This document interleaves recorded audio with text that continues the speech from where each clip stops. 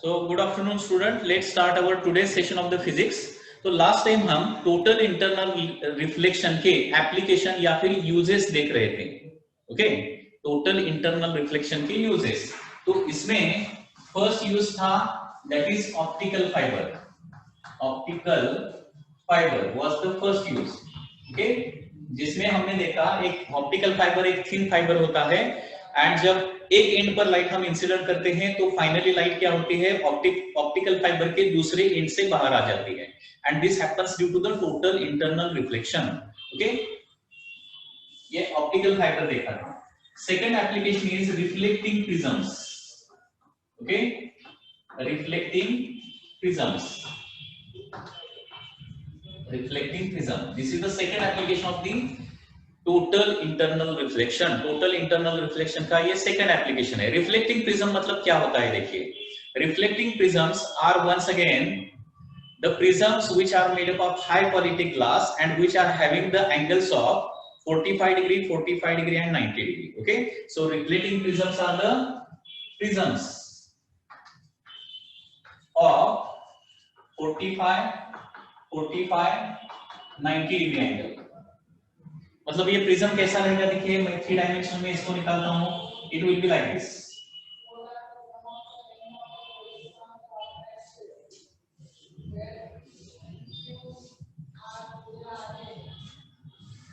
So this is the prism. Okay, this will be the prism जिसका एक angle 90 degree रहेगा and दूसरे दो एंगल कितने रहेंगे, 45 डिग्री एंड 45 डिग्री रहेंगे. इसको बोलते हैं reflecting prism.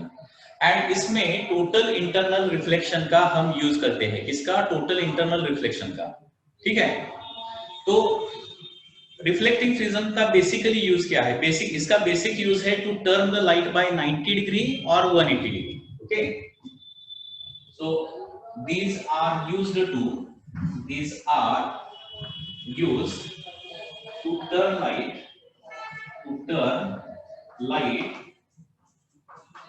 either by 90 degree और 180 डिग्री. क्योंकि देखिए कभी कभी ऑप्टिकल इंस्ट्रूमेंट जो रहते हैं, optical instrument such as binocular या फिर पेरिस्कोप या फिर टेलीस्कोप, इस इंस्ट्रूमेंट में क्या करना पड़ता है, लाइट का पाथ चेंज करना पड़ता है एंड लाइट का पाथ चेंज करने के लिए हमें उसे 90 डिग्री या फिर 180 डिग्री में टर्न करना पड़ता है. तो उसे 90 या फिर 180 डिग्री में टर्न करने के लिए हम क्या करते हैं, रिफ्लेक्टिंग प्रिज्म्स का यूज करते हैं. तो वंस अगेन देखिए, रिफ्लेक्टिंग प्रिज्म मतलब क्या है, प्रिज्म है which is made up of high quality transparent glass. okay, उसके एंगल्स कितने होते हैं देखिए, 45 डिग्री, 45 डिग्री, 90 डिग्री. मतलब इसका हमने क्रॉस सेक्शन लिया, इस प्रिज्म का हमने कट सेक्शन लिया, क्रॉस सेक्शन लिया, तो ट्रायंगल मिलेगा ना हमें. तो वो ट्रायंगल क्या रहेगा, राइट एंगल ट्रायंगल रहेगा उसका क्रॉस सेक्शन एंड उसके एंगल रहेंगे 45, 45, 90. ओके, अभी 90 डिग्री से लाइट को किस तरह से टर्न किया जाता है by using this prism and 180 degree से किस तरह से टर्न किया जाता है वो अभी हम देखने वाले हैं. ठीक है, देखिए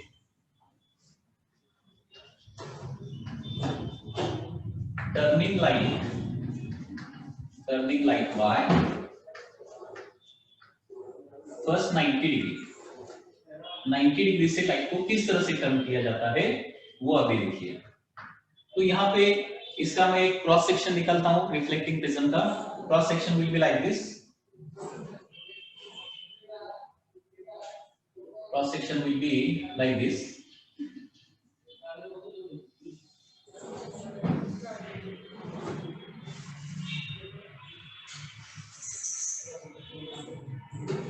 Just a minute.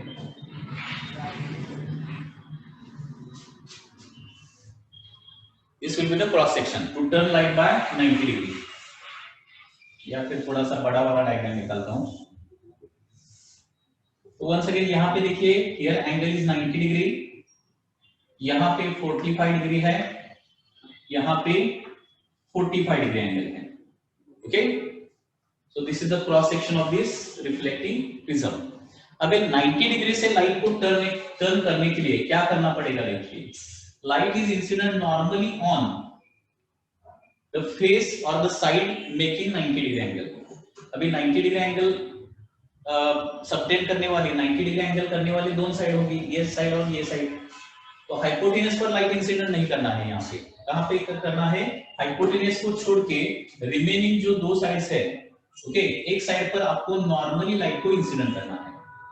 अभी नॉर्मल इंसिडेंस हो गया तो क्या हो जाएगा?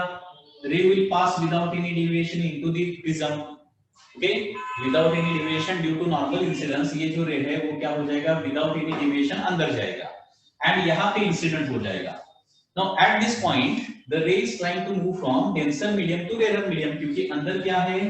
ग्लास, बाहर air. So ray is trying at this point, ray is trying to move from denser medium to rarer medium. So first condition of TIR is satisfied. Okay, ray should be traveling from denser to the rarer. First condition is satisfied. Second condition is that यहाँ पे जो angle of incidence होगा, angle of incidence होगा वो कितना होना चाहिए? मोर than critical angle होना चाहिए। यहाँ पे जो भी एंगल ऑफ इंसिडेंस है ना वो मोर देन क्रिटिकल एंगल होना चाहिए, तभी टीआईआर हो सकता है। तो अभी यहाँ पे चेक करेंगे ये जो एंगल है क्रिटिकल एंगल से ज्यादा है क्या, चेक कैसे करेंगे? हमें पता है रिफ्रैक्टिव इंडेक्स ऑफ ग्लास कितना रहता है? 3/2। Refractive index of glass is 3/2 and critical angle for glass बताइए कितना रहता है? आपको पता है क्रिटिकल एंगल फॉर ग्लास कितना रहता है? Critical angle for the glass, देखिए ठीक से देखिए, critical angle for the glass रहता है 42 डिग्री। इसका हमने कैलकुलेशन किया, that is sin c is equal to 1/μ किया, कैलकुलेशन किया तो क्रिटिकल एंगल आ जाएगा 42 डिग्री। तो यहाँ पे एंगल ऑफ इंसिडेंस अभी कितना है बताइए? यहाँ पे angle of incidence by using geometry, यहाँ पे एंगल ऑफ इंसिडेंस अभी कितना है? ये आई कितना है अभी? यहाँ पे देखिए ये 45 है, ये 90 है, तो ऑटोमेटिकली इधर कितना हो जाएगा? 45 हो जाएगा। 45 90 45, यहाँ पे 45 है तो यहाँ पे भी 45 रहेगा, क्योंकि ये नॉर्मल है ना, ये नॉर्मल है इस सरफेस को, परपेंडिकुलर है। तो यहाँ पे एंगल ऑफ इंसिडेंस हो रहा है 45 degree. Angle of incidence actually कितना हो रहा है? 45 डिग्री हो रहा है। कब? जब एक रे को क्या करते हैं हम? नॉर्मली इंसिडेंट करते हैं ऑन दिस परपेंडिकुलर फेस। इस पर इंसिडेंट करो या फिर इस पर इंसिडेंट करो, लेकिन कैसे इंसिडेंट करना पड़ेगा? नॉर्मली इंसिडेंट करना पड़ेगा। तो रे एज इट इज अंदर जाएगा एंड यहाँ पे एंगल ऑफ इंसिडेंस 45 हो जाएगा, क्रिटिकल एंगल 42 डिग्री है, मतलब यहाँ पे I is greater than IC है, 45 इज ग्रेटर देन 42 ना, सो I is greater than IC। तो यहाँ पे दोनों कंडीशन TIR का सेटिस्फाई हो रहा है। Okay, ray is trying to move from denser to rarer and angle of incidence is greater than critical angle and therefore the ray will be reflected back in the same denser medium। TIR हो जाएगा, वो दूसरे medium में air में नहीं travel करेगा। अभी देखिए यहाँ पे नॉर्मल इंसिडेंस वंस अगेन हो रहा है, क्योंकि यहाँ पे 45 है, यहाँ पे 45 है, यहाँ पे 45, यहाँ पे 45, तो यहाँ पे 90 ही आ जाएगा यहाँ पे एंगल, करेक्ट है ना? This is 45 angle of incidence, this is angle of reflection, angle of incidence is equal to angle of reflection। तो यहाँ पे 45, यहाँ पे 45, तो यहाँ पे भी 45 बनेगा, क्योंकि ये नॉर्मल है। ये 45, ये 45, मतलब ये 90 होना चाहिए, ये 90, मतलब ये रे नॉर्मली इंसिडेंट हो रहा है। नॉर्मल इंसिडेंस मतलब विदाउट एनी डेविएशन रे बाहर आ जाएगा। नॉर्मल इंसिडेंस में क्या होता है? रे एज इट इज दूसरे मीडियम में without any change in direction travel करता है। तो यहाँ पे देखिए इंसिडेंट डायरेक्शन टुवर्ड्स राइट है, incident ray is towards right and final direction is downward. तो यहाँ पे बेंडिंग हुआ है बाय 90 डिग्री। सो इस तरह से क्या कर सकते हैं हम? रिफ्लेक्टिंग प्रिज्म यूज करके 90 डिग्री से क्या कर सकते हैं? लाइट को बेंड करते हैं।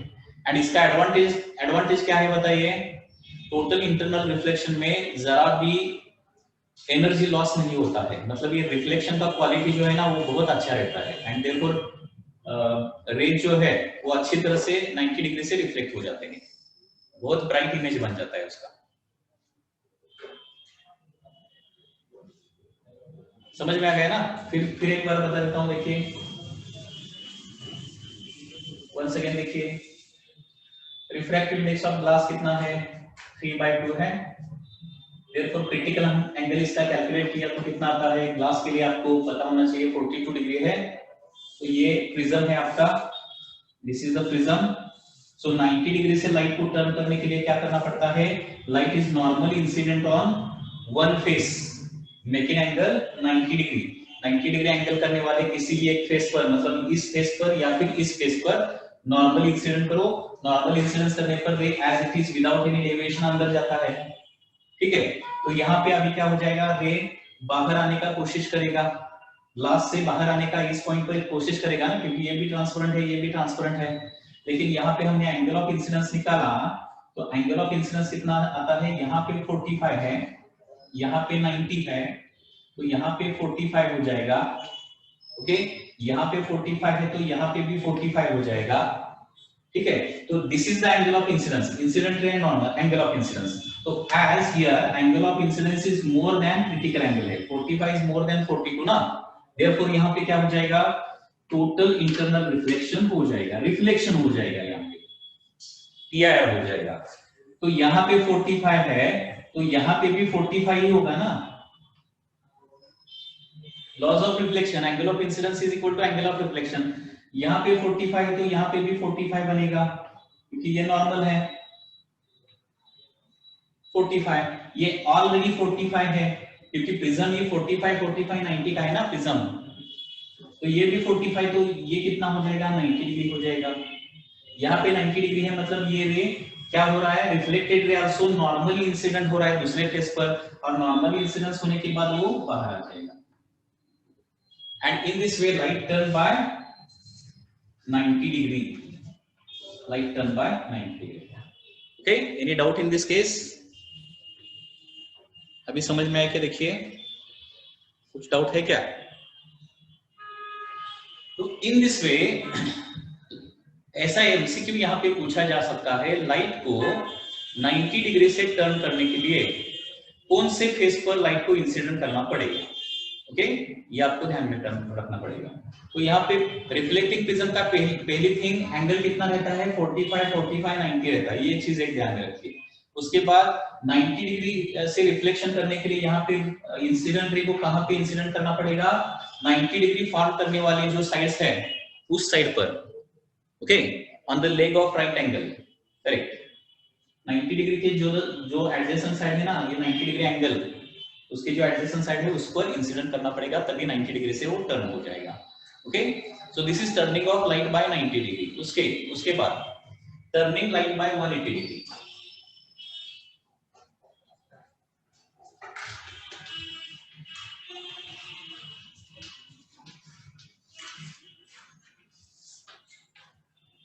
अभी लाइट को सपोज हमें 180 डिग्री से टर्न करना है, तो कैसे टर्न करेंगे? Once again, this is a prism.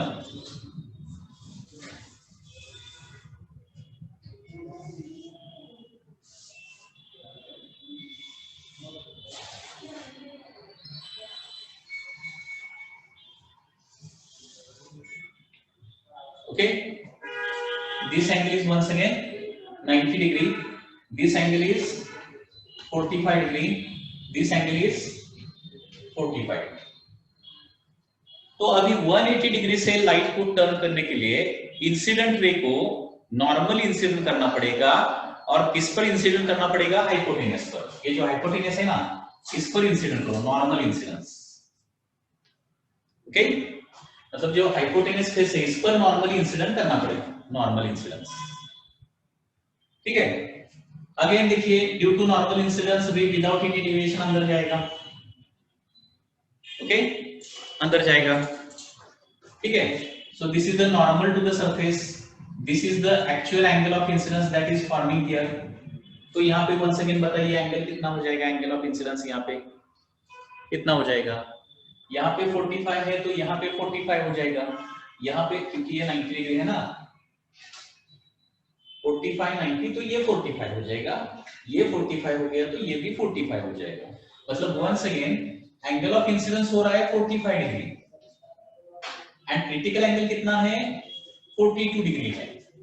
तो क्या हो रहा है, angle of incidence is greater than critical angle हो रहा है, and therefore what will happen here, whether ray will travel into air, ये रे एयर में ट्रैवल करेगा क्या? अगर ये कंडीशन सेटिस्फाई नहीं होगा तो क्या हो जाएगा, ray will bend away from normal, इस तरह से बाहर जाएगा। ओके, डेंसर टू रेयर जाते वक्त it bends away from normal. अगर यहाँ पे क्रिटिकल एंगल छोटा है, इंसिडेंस छोटा है और क्रिटिकल एंगल बड़ा है, तो इस तरह से बाहर जाएगा, दूसरे मीडियम में जाएगा।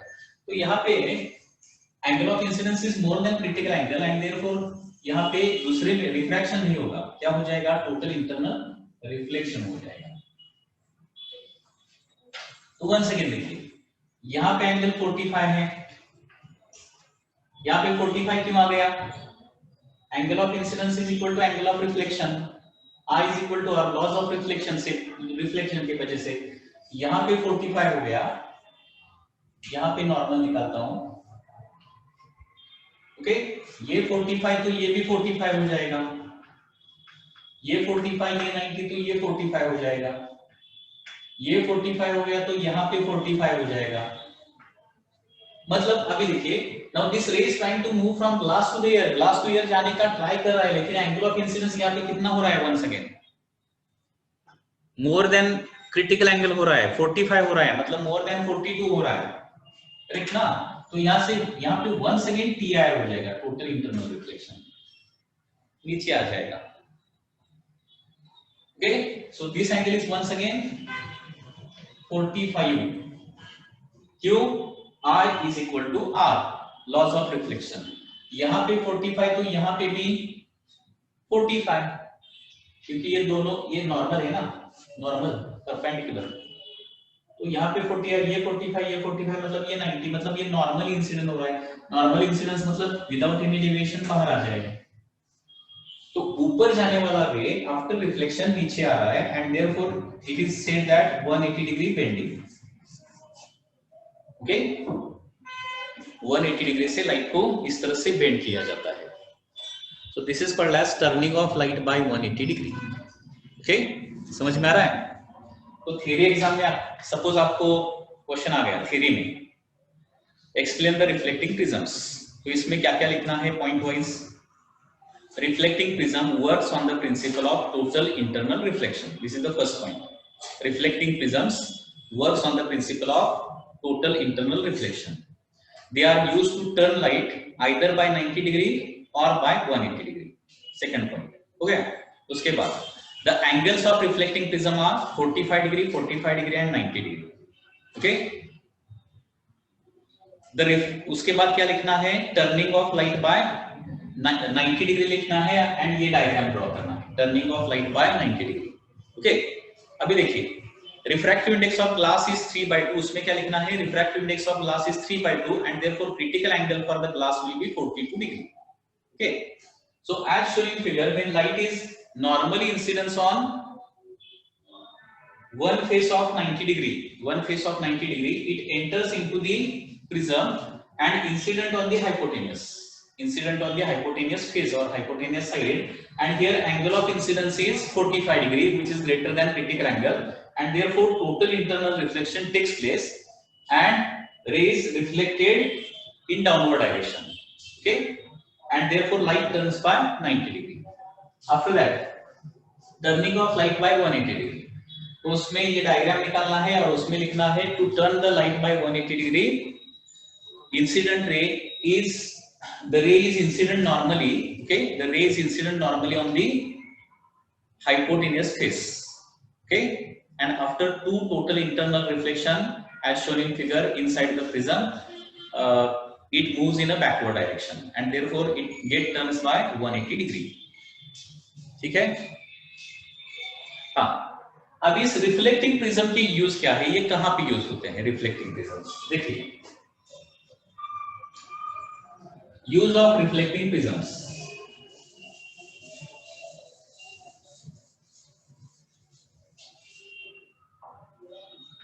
Reflecting prisms are used in first binocular, second periscope, okay, third optical instruments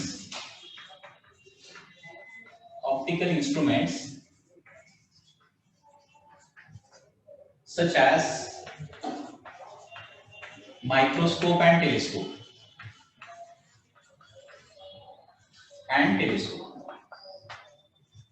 इसमें इसको यूज किया जाता है रिफ्लेक्टिंग प्रिज्म।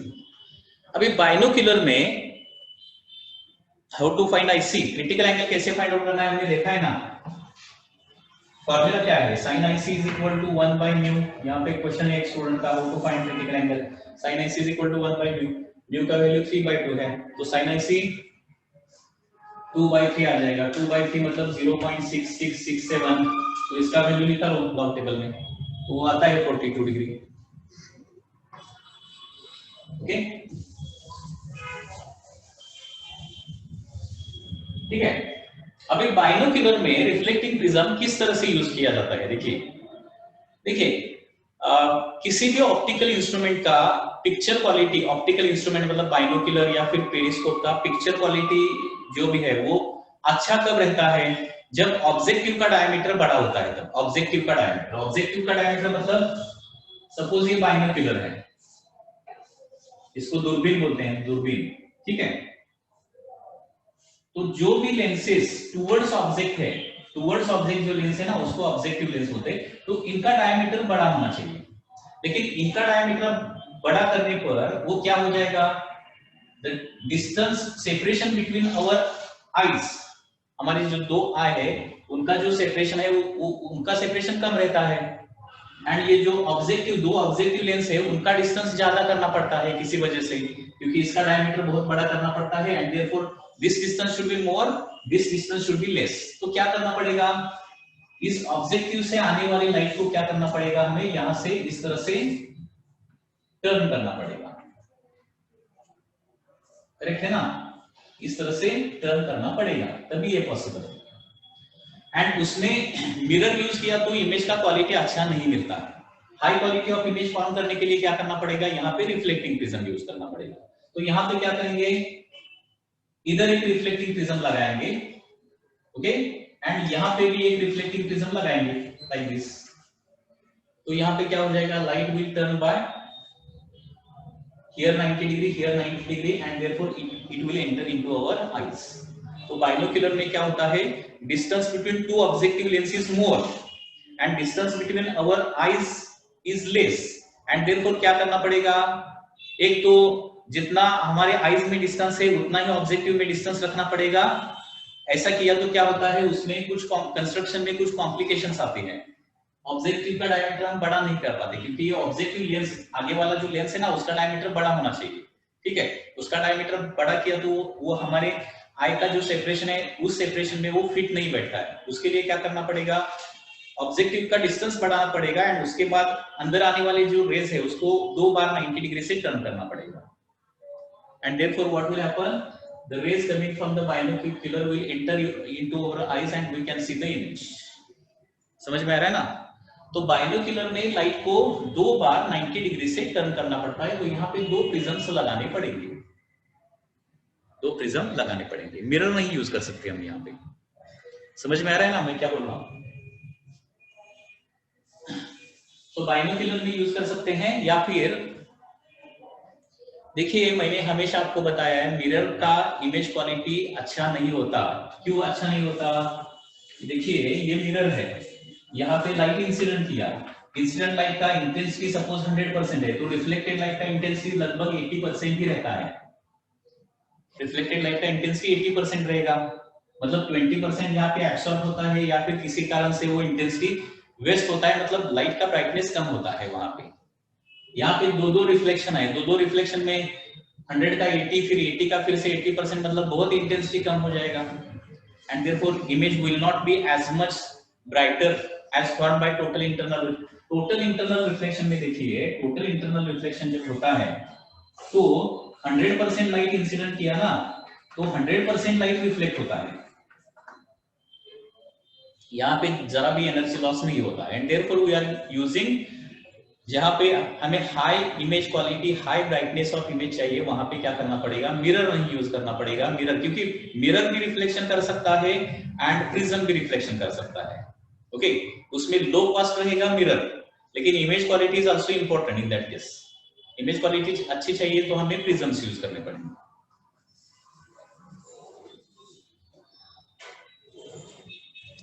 ओके,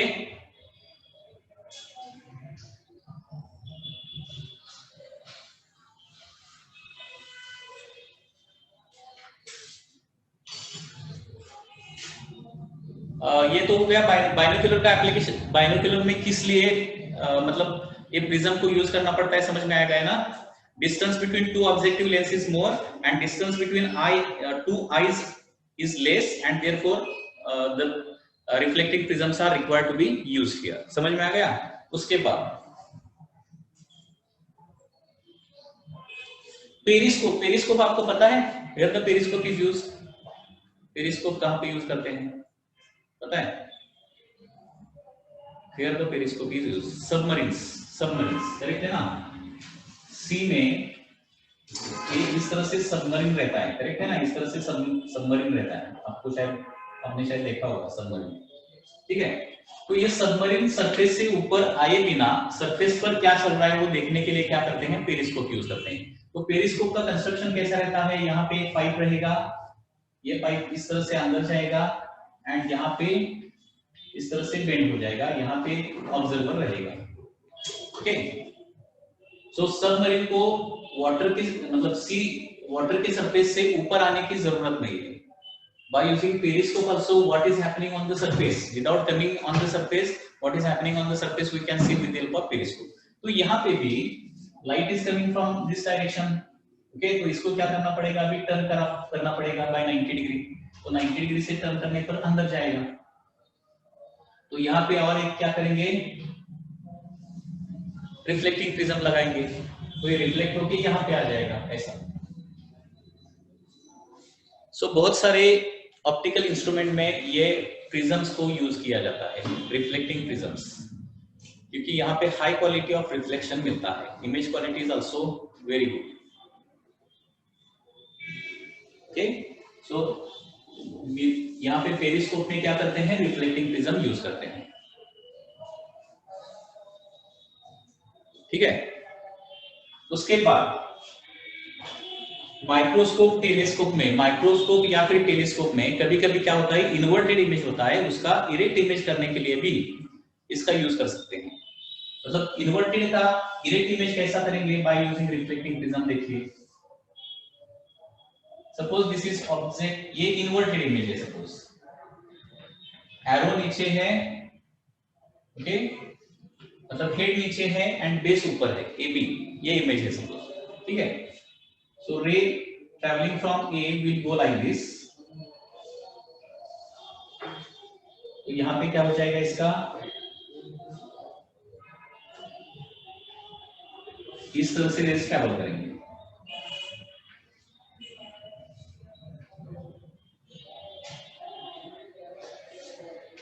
तो यहां से देखिए क्या हो जाएगा, बी से निकलने वाला रे नीचे रहेगा एंड ए से निकलने वाला रे ऊपर जाएगा।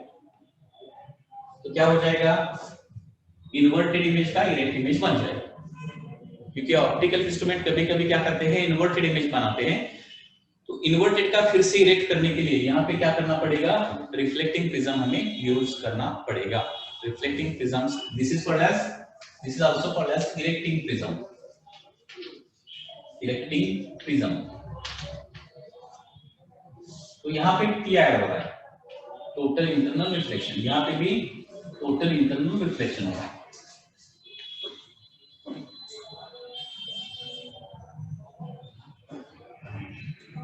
Okay,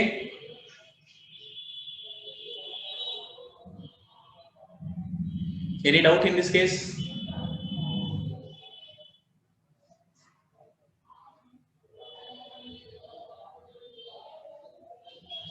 No.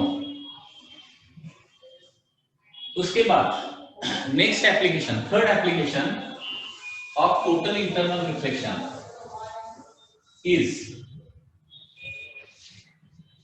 Brilliance of diamond.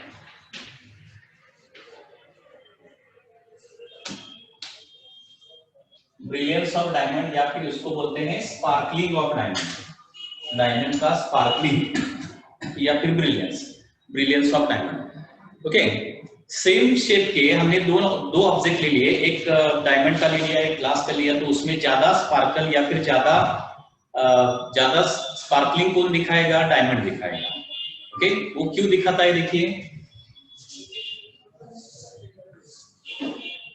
यहाँ पे डायमंड, लेकिन यहाँ पे एक जरूरी चीज क्या है? देखिए डायमंड को ब्रिलियंस, उसका ब्रिलियंस होने के लिए या फिर स्पार्कलिंग होने के लिए क्या होना जरूरी है? यहाँ पे वो diamond is cut at certain angles. Okay, diamond को कट करना बोलते हैं उसको। ओके, तो डायमंड के जो सरफेसेस है उसको क्या करते हैं? सर्टेन एंगल पर कट करते हैं। उसको मराठी में क्या बोलते हैं? पैलू पाडणे ऐसा बोलते हैं। ओके, पैलू पाडणे, हिऱ्याला पैलू पाडणे असं कदाचित तुम्ही ऐकलं असेल।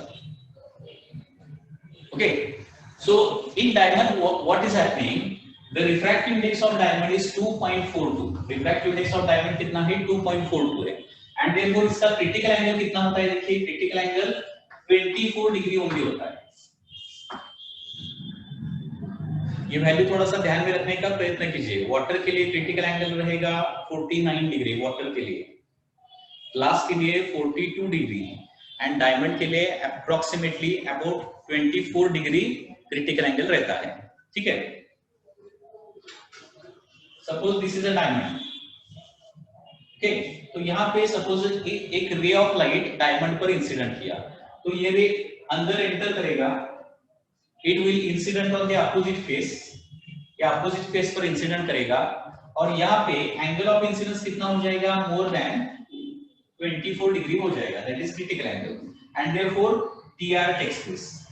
And in this way what will happen? Before coming out from the diamond, what will happen? Multiple total internal reflection takes place inside diamond, and therefore due to this multiple total internal reflection inside diamond में वो क्या होता रहेगा? Light continuously circulate होता रहेगा diamond के अंदर ही, and therefore diamond के अंदर multiple total internal reflection हो जाएगा, and therefore this diamond will appears very much brighter.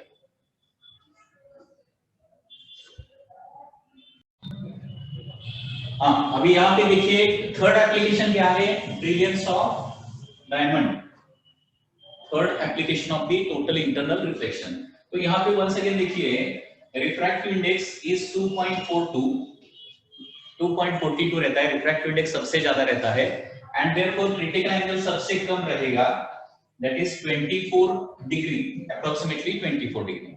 ठीक है, now for total internal reflection to takes place inside diamond, the faces of the or the surfaces of the diamond are cut to a particular angle. Okay, so sparkling of diamond होने के लिए पहले क्या करना पड़ता है? Diamond को एक स्पेसिफिक एंगल में कट करना पड़ता है। okay, जो भी ज्वेलर्स रहते हैं ना, या फिर डायमंड मेकर्स जो रहते हैं ना, वो क्या करते हैं? उस सरफेसेस को एक सर्टेन एंगल पर कट करते हैं। अभी सर्टेन एंगल पर कट करने के बाद यहाँ पे क्या होता है? देखिए suppose this is a diamond, ठीक है, and a ray is incident on this diamond, तो क्या हो जाएगा? The ray will enter into this diamond, okay, tries to come out from the opposite face, but in this case angle of incidence is more than the critical angle of incidence more than critical angle हो जाएगा, and therefore total internal reflection will take place. यहाँ पे angle of incidence always more than critical angle क्यों रहता है? क्योंकि the surfaces are cut at a particular angle. ठीक है, surfaces are cut at a particular angle. So once again it after reflection it incident on another face, वहाँ पे भी total internal reflection होता है, and therefore it again reflect into the diamond only, diamond itself. So once again it will incident on another face. So in this way what will happen? Before coming out, what will happen? Multiple total internal reflection takes place in the diamond before coming out. Okay, why does this happens? Because critical angle is very less and the faces of the diamond are cut to a particular angle only. Due to these two reasons, what happens? Multiple total internal reflection takes place inside diamond. तो light क्या होती है? Diamond में बहुत ज्यादा diamond के अंदर ही घूमती रहती है, एंड देयरफॉर क्या होता है, इट स्टार्ट्स स्पार्कलिंग। ओके, सो अंदर उसके ब्राइटनेस आता है, and therefore it has a brilliance or it has a sparkling. Okay, any doubt in this case? So brilliance of diamond is again due to the total internal reflection. तो यहाँ पे MCQ किस तरह से आ सकता है, which of the following are the applications of the TIR, not applications of the TIR? तो उसमें ये brilliance of diamond क्या रहेगा, brilliance of diamond रहेगा application of TIR और use of the total internal reflection, ठीक है। and ब्रिलियंस ऑफ डायमंड और स्पार्कलिंग ऑफ डायमंड क्यों होता है, due to multiple total internal reflection inside the diamond.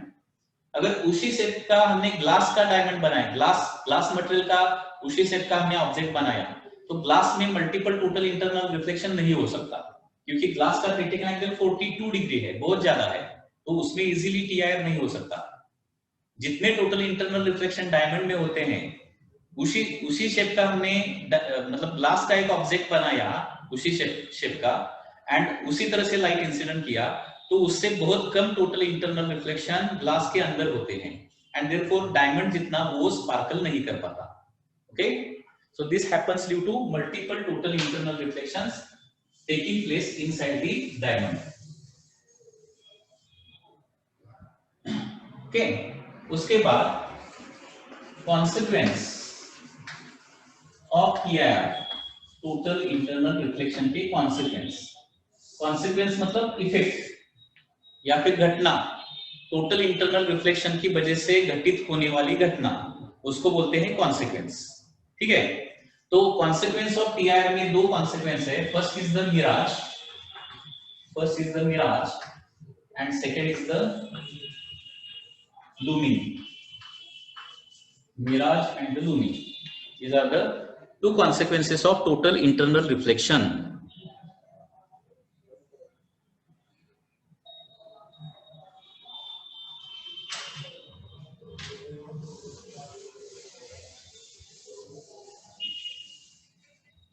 So due to TIR only what happens, we can distinguish between the diamond which is made of actually diamond, real diamond, and which is made up of the glass. Total internal reflection की वजह से वो distinguish हो सकता है, क्योंकि एक ही source of light हमने ग्लास के ऑब्जेक्ट पर रखा उसी शेप का, एंड डायमंड के ऑब्जेक्ट का रखा उसी शेप का, तो क्या होता है वहां पे ज्यादा TIR, ज्यादा ब्रिलियंस डायमंड में होता है, ग्लास में उतना नहीं होता है, and therefore we can distinguish between them, differentiate between them. Okay, अभी TIR से घटित होने वाली घटना, that is first is mirage and second is the looming. Okay, अभी मिराज क्या होता है, इसका मैं एक पिक्चर शेयर करता हूं, तो आपको थोड़ा सा इनिशियली समझ में आ जाएगा मिराज एक्चुअली क्या होता है। अभी इस स्क्रीन में, इस वीडियो में आपको क्या दिख रहा है, यहाँ पे एक रोड दिख रहा है ना, एंड रोड के आगे वाले पोर्शन में, okay, in front of road you can see surface having water, wet surface आपको दिख रहा है ना यहाँ पे, यस और नो? इसको प्ले करूंगा मैं अभी, देखिए। तो इस रोड से ट्रैवल करते वक्त continuously eight a certain distance पर हमें क्या दिखता है, रोड वेट है ऐसा अपीयर होता है, एंड उसमें इमेजेस भी दिखता है, आपने क्लियरली देखा तो उसमें इमेजेस भी दिखता है। So this is called as mirage. तो इसको पहले देख लीजिए, ये क्यों होता है, कैसे होता है, ये एक ऑप्टिकल इल्यूजन है। ओके, इसके बारे में थोड़ा इंफॉर्मेशन बता देता हूं। मिराज क्या है, ऑप्टिकल इल्यूजन है, ऑप्टिकल इल्यूजन जो टोटल इंटरनल रिफ्लेक्शन की वजह से बनता है। एंड इसमें क्या दिखता है, जनरली हॉट समर डेज में जब हम ट्रैवल करते हैं, तो ट्रैवल करते वक्त eight a certain distance from us, हमसे कुछ दूर अंतर पर क्या होता है, हमें वहां पे पानी है ऐसा दिखाई देता है, लेकिन एक्चुअली वहां पे पानी नहीं होता है। Okay, you can see this video. जैसे आप आगे जाओगे वहां का वाटर जो है वो निकल जाएगा। जैसे आप आगे जाओगे वैसे आपको थोड़ी दूर डिस्टेंस पर क्या दिखेगा, आपको वो वाटर दिखाई देगा। दिखाई देता है क्या आगे, उसमें इमेज भी दिखाई देता है। देखिए उस आगे वाले ट्री का इमेज भी दिख रहा है, टावर का इमेज भी दिख रहा है, लेकिन आगे जाने पर वहां पे वाटर तो नहीं है actually. You can see that.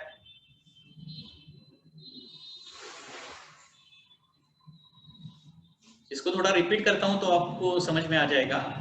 Actually वहां पर जाने पर वाटर नहीं होता है, रियलिटी में वाटर नहीं होता है वहां पे।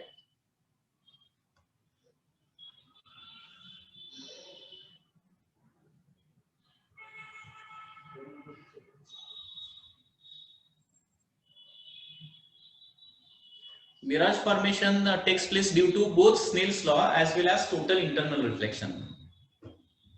Snell's law as well as total internal reflection, दोनों की वजह से वो होता है।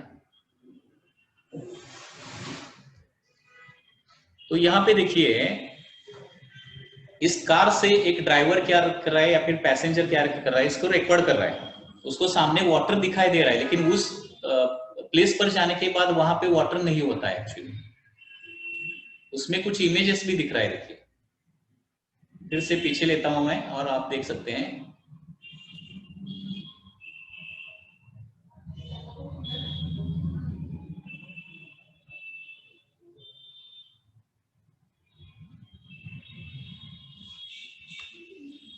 You can see this. तो यहाँ पे थोड़ा सा इसका आगे वाले ट्री का यहाँ पे इमेज दिख रहा है। यहाँ पे जो टॉवर जैसा कुछ है, उस टॉवर का यहाँ पे थोड़ा सा वाटर में वो ब्लैक कलर का इमेज दिखाई दे रहा है। इसको मराठी में क्या बोलते हैं? इसको मराठी में बोलते हैं मृगजल, मृगजल या फिर मिराज। करेक्ट, दिख रहा है ना? मिराज आपको दिख रहा है क्या? मिराज मतलब surface of ground appears to be wet. Actually वहां पे वाटर नहीं होता है, लेकिन रिपीटेडली देख लीजिए।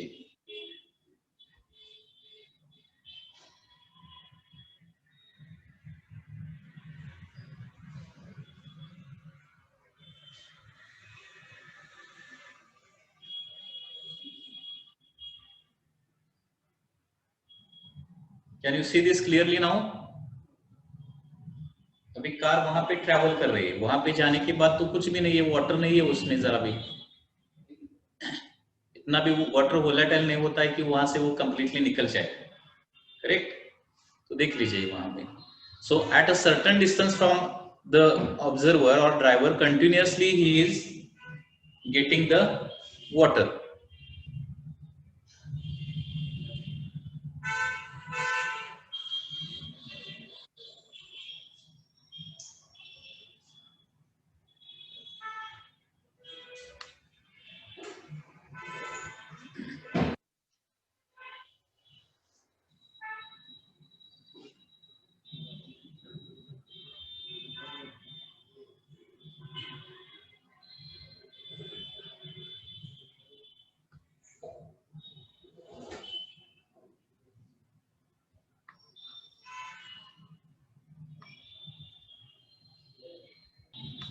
हाँ, ये जनरली कहाँ पे होता है? जहाँ पे लेवल ग्राउंड है, दूर तक हम देख सकते हैं level ground. And generally hot summer days में, समर के डेज में जब ग्राउंड का टेम्परेचर बहुत ज्यादा होता है, तभी ये मिराज फॉर्मेशन होता है। ठीक है?